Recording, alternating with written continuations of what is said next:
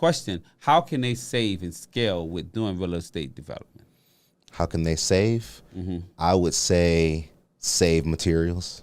So I know with a previous property, I bought a lot of flooring.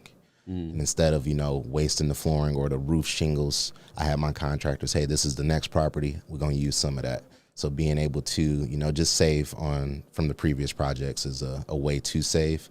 And I would say, also just looking for the best deals. Sometimes the contractors might go in there, hey, I'm getting this. And I'm like, oh, well, if you're getting this toilet, I know this one is this much, but hey, what about this one? This is half the price. Let's do that. Okay. Or with like working closely, I work closely with vendors for like lumber liquidators flooring. So I have a contact there. So, hey, if you buy this much, you'll save this much. You can use it for your next property. So stuff like that, just looking for deals, always talking them down because the price can always come down. The price can always come down. Yes, you are a negotiator. Guys, he is a extremely good negotiator. He negotiates. But that's the thing. When you're in business, you have to negotiate because the more you negotiate, that helps your bottom line, which increases your taxes, but it also helps your bottom line. And the thing about it is that, I, afraid to get into real estate development, but I'm now starting to try to do that myself. And I was like shy, but I've been asking you questions. Thank you for answering some of them for me, well, all of them rather, the ones that I asked.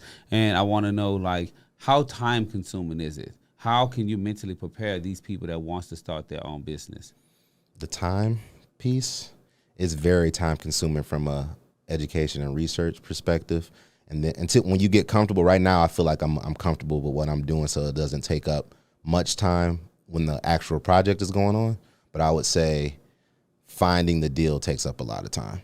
So like my agent, if I see a property, I run the numbers. I look at the comparable. Run the numbers? Run the numbers. So if I see a property, I look at how much it costs, and I see what area of the city it's in. And then I look in that suburb. I look in the suburb. That perimeter area for it. So I look there and I'm like, okay, what in the past 60 days, how much of these rehabbed houses, how much have they been selling for?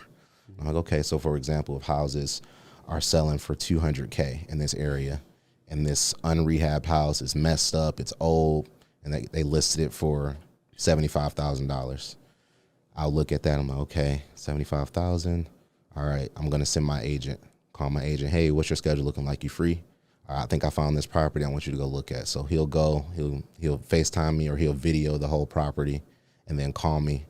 And then from the video, he'll be talking through the video like, hey, this is the kitchen. It's going to need new cabinets. Flooring is a little messed up. Looks like there's a plumbing issue. We'll go in the bathroom. Yeah, tub need to be replaced. Look like there's some mold potentially. Go in each bedroom. Yeah, these bedrooms going to be fully updated, new closets. So he's talking through it, and then he'll call me. So I'm like, okay, I'm looking at the video now. Or I'll ask all my questions. Or what was the lighting like? Or what did the block look like? So he'll go outside. He's like, okay, no abandoned homes. It looks pretty clean. So those are things that you need to look for. Yep. So yes, the no abandoned homes look like people are walking, so it looks like a very walkable neighborhood, which is a plus sign. So I'm like, okay, so I'll do that, and then based on prior experience. You hear this, guys, try not to avoid where they have abandoned houses, unless you're buying them all. Yeah, exactly. So based on prior experience with my contractor, he'll go to the property, and then he'll give me like a high-level estimate. Like he'll walk through, he'll be like, okay, it'll cost this much, $30,000 to rehab the whole property. So then I'm like, okay, $75,000 is what they listed it at. I'm gonna spend $30,000 to rehab it, and then it'll eventually list and sell for this price, and then I'll make X amount of profit. And I'm like, okay. And also I'll build in a lot of contingencies or hidden costs, which is something. You mean build in? You do your building yourself? No, I build into the budget. So like, let's say the contractor say, hey, it'll cost me $30,000. I'm gonna budget for $40,000 because. Okay. So you're telling the future developers that they should put additional money because unforeseen things can happen. Yeah, like so I don't tell them. They're not them. I'm telling future developers. Yeah, I want to tell them that you want to have something.